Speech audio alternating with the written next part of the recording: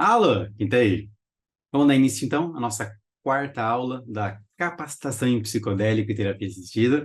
Bom, nessa aula a gente vai abordar as substâncias e as evidências que a gente já tem sobre o uso dessas substâncias para tratamento em saúde mental. Então, de maneira geral, vamos ver um pouquinho o que está sendo estudado para quê? O que está sendo mais usado para depressão? O que está sendo mais usado para, sei lá, dor de cabeça? Tem várias situações em que já tem estudos concluídos e ainda mais estudos em andamento, certo? E, obviamente, para onde que esses estudos estão levando a gente, né? Porque antigamente usava-se de maneira generalizada, né? Agora a gente tem focos melhores com guias específicos para cada substância, cada composição, né? Então, assim, terapia psicodélica, ela pode ser benéfica para muitas condições diversas. Isso você já vem no próprio nível de evidência que a gente está abordando, tá? Mas tem um cruzamento em que tem alguns psicodélicos que são melhores para algumas condições do que outros. E com a pesquisa clínica limitada disponível, não há muito respostas definitivas sobre o que cada pessoa deve utilizar concretamente como um melhor psicodélico ou como um melhor tratamento.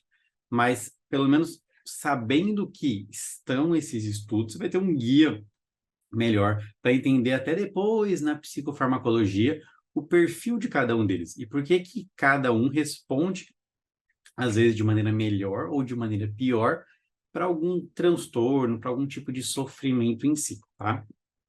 Só que assim, décadas de evidência de pesquisa, na verdade, para gerar essa evidência que muitas vezes é um pouquinho anedótica, tá? Que indicam que a própria experiência psicodélica, independente do que ela catalisa, ela pode ter efeitos profundos e duradouros em uma pessoa, tudo bem? Então, apesar de é, a resposta terapêutica assim, guiada por um transtorno específico, pode ser que está sendo potencializado por muito mais coisa e abordado por muito mais coisa, tá bem? Entretanto, algumas substâncias elas podem não ser indicadas, tá? E aí que é interessante a gente dar uma olhadinha aqui, por exemplo, tá? Ó, de maneira geral, vamos passar a entender, ó. A gente vê psilocibina, MDMA, LSD, ketamina e eu coloquei aqui como outros, tá? A psilocibina a gente vê muito olhar para depressão, ansiedade. A ketamina a gente sabe também que é depressão. O MDMA está entrando agora na fase 3 para fase 4, tratamento para TEPT resistente, ou então ansiedade, depressão relacionado a TEPT, né? Então, primeiro vai ser estudado para TEPT, para transtorno de estresse pós-traumático, para depois começar a ser abordado em outras coisas nichadas, né? Apenas específicas, né? Então, sem ter o trauma, sem ter o TEPT envolvido, tá bom? Mas, de maneira geral, olhamos para esse sentido, tá? Mas, assim, mesmo entendendo que, e lembrando que a ketamina é a única que é legalizada e que os outros apenas estão em estudos, tá bom? Não esquece isso, tá? Então, assim, por exemplo, descobre-se que a ketamina tem propriedades viciantes, né? Que ela acaba gerando uma dependência química se você faz o uso constante, crônico, de maneira aumentada, tá? Então, assim, ela tem potencial de abuso, tá? E algumas pessoas que fazem uso crônico relatam ter problema para reduzir ou para até interromper o uso de uma ketamina, ou querer estar sempre no sonhar, sonhando, né? Aquela sensação da própria ketamina, né? Usando isso como uma fuga da realidade, usando como uma fuga daquele mundo cruel, daquele sofrimento cruel e que está sendo sempre ativo na minha vida, tá? Mas que também não é um grande problema porque o uso médico da ketamina, ele é muito controlado, né? Não é qualquer pessoa que consegue comprar, nem mesmo prescrever, né? Inclusive, para fazer uma prescrição, até a gente não consegue nem quase uma farmácia de manipulação para fazer uma prescrição de ketamina sublingual, uma pastilhinha, né? Nos Estados Unidos a gente já consegue mais isso. Aqui no Brasil tem uma legislação diferente. E para fazer o uso da ketamina, ou teria que ser o Spravato, que é aquele do nariz, ou de fato comprar a própria ketamina e fazer em uso intra-hospitalar, né? Na verdade, clínicas de maneira geral, tá? Mas ele é um uso muito mais controlado, porque a clínica tem que fazer a compra com alvará sanitário, tudo bonitinho, né? Até, se eu não me engano, faz um ano mais ou menos, em 2022, a ketamina passou a ser essa receitinha azul. Antigamente era a receita C1, que era a receita controlada. Então, ela ficou ainda mais difícil acesso com essa receita azul, né? A receita B de pedido, que é muito mais controlada do que a C1, que é aquela branquinha tradicional dos antidepressivos, tá? Então, a clínica tem que ter autorização da vigilância sanitária para poder também fazer a compra, tá? Então, só para vocês verem que, mesmo com o potencial de risco, também tem potencial de abuso, também tem alguns limites que dificultam a própria utilização como tratamento. E até uma coisa de maneira negativa, porque acaba limitando um pouquinho, mas de maneira positiva, porque a gente ainda está em estudo de muita coisa, está organizando, e ela tem potencial abusivo. Então, é excelente que a gente se mantenha assim, até tomar sequências, protocolos, de maneira melhor consolidado por profissionais competentes, tá? Então, assim, esse potencial aditivo da ketamina, ele pode tomar, né, tornar outros psicodélicos, como por exemplo a psilocibina, uma opção melhor para alguém que tem um transtorno por polissubstâncias, por exemplo, um usuário de cocaína, aquela pessoa que configura um quadro de junkie, né, que seria aquele, bem entre aspas aqui, tá, o viciadinho, né, que é o junkie mesmo, que a gente fala para fora, que tem esse termo em inglês, né. Outro exemplo, é que uma intensa experiência psicodélica sem o apoio direto durante a própria experiência, né, como algumas vezes a gente vê na ayahuasca, ela pode ser retraumatizante, inclusive bem retraumatizante, uma pessoa que está lidando com um TEPT, com estresse pós-traumático, uma pessoa que tem um histórico de bipolaridade, esquizofrenia, né, uma pessoa também com pouco recurso interno para lidar com aquela experiência de pico, tá? Então, a gente tem vários ensaios clínicos que já investigam essas substâncias específicas para algumas condições, como, por exemplo, o que eu mencionei para você, o MDMA para TEPT, a psilocibina para ansiedade, depressão, e outras pessoas mesmo com outros diagnósticos, como bipolaridade, devem realmente permanecer com um pouco mais de cautela, tá, quando se trata desses psicodélicos. Mas eu não vejo como uma contraindicação absoluta em terapia assistida, mas com certeza é uma contraindicação para não assistência, tá? Para vou tomar sozinho para fazer uma experiência de psilocibina. Então, vou pegar aqui a ketamina que foi prescrita lá pelo médico dos Estados Unidos para tomar sublingual e eu só tomar ali as baguinhas, segurar e ter a minha experiência lá.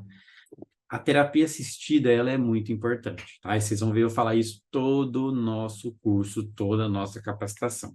Tudo bem? Olhando então para essas evidências aqui que a gente trouxe, tá? Então, assim, a psilocibina, ela já está bem consolidada com vários estudos, tá, sobre depressão, ansiedade em paciente com risco de câncer, sobre transtorno por uso de substância, sobre só depressão e ansiedade simples mesmo, né, sem de fato ter o câncer, o risco de vida, né? Depressão sem tratamento também já temos estudos, transtorno por uso de álcool, tá? Tem até um estudo bem bacana, que eu até coloquei ali debaixo do Cefaleia em Salvos, que eu já vou falar sobre, que é o aumento da relação com a natureza, tá? Tem alguns estudos mostrando que a psilocibina ela pode ter um impacto significantemente benéfico na saúde mental por aumentar essa relação com a natureza, né? E isso é interessante, né? Ver que quanto mais a gente sai da selva de pedra, mais o contato interior, mais a saúde mental melhora também, né?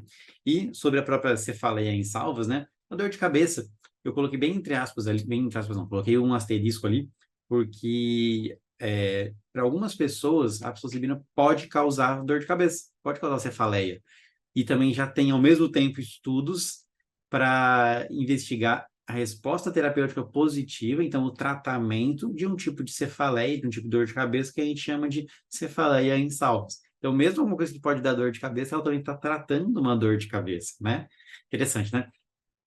Então, assim, é até bem controverso isso, né? Já que doses altas podem gerar dor de cabeça e enjoo, né? E doses mais baixas pode causar um efeito transitório em melhora e acabar sumindo a dor de cabeça, mas depois podendo voltar, né? Não é uma coisa tão definitiva, a não ser que essa dor de cabeça seja realmente componente muito maior transtorno, de um conflito emocional não resolvido, vamos colocar dessa forma, tá? Enfim, vamos adiante aqui. O MDMA, tá?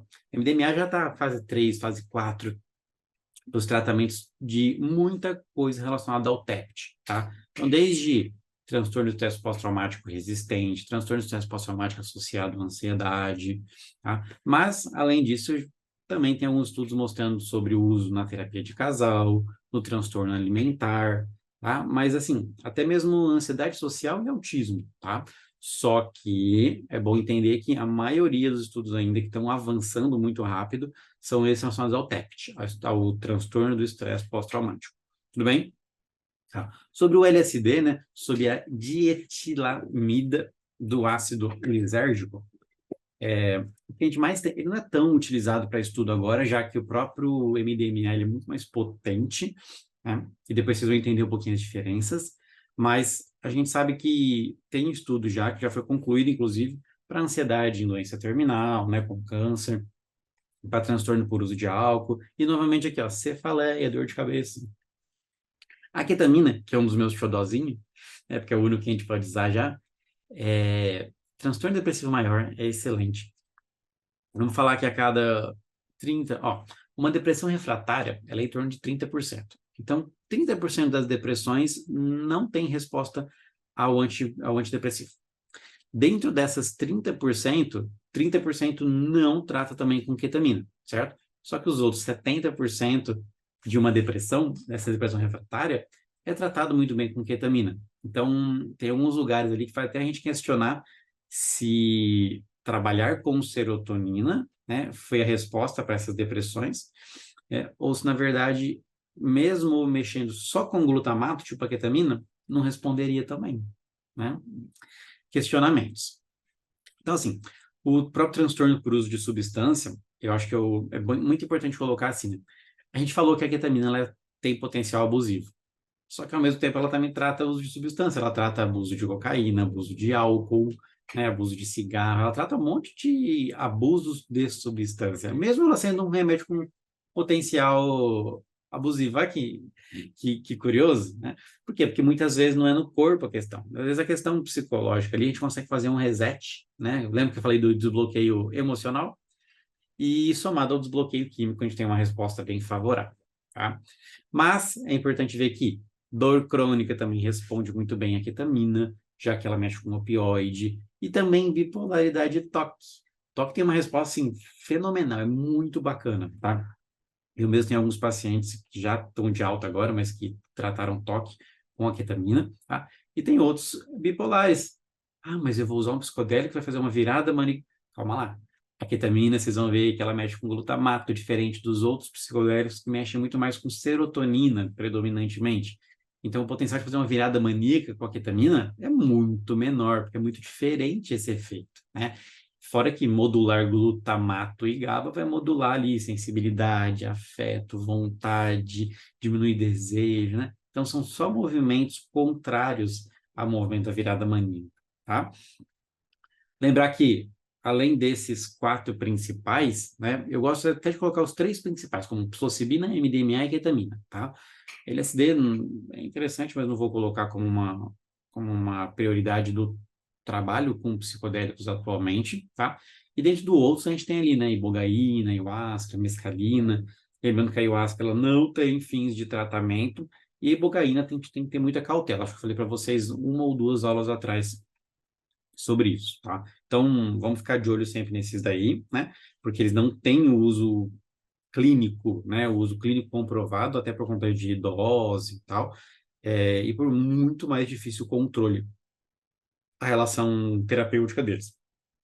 Mas nós vamos falar sobre eles especificamente na aula de compostos. Tá? Para finalizar, então, repara a quantidade de evidência, de estudo já concluído e de outros ainda muitos que estão em andamento, estão em fase avançada, principalmente os do MDMA. Tá? E a intenção desses estudos também é essa busca de protocolo, de uma nova abordagem para a cura emocional. Agora que você pegou um pouquinho desse quadro geral do psicodélico, a gente vai um pouco mais a fundo, tá? A gente vai entrar em cada um deles. Então, próxima aula, vamos abordar sobre os compostos psicodélicos.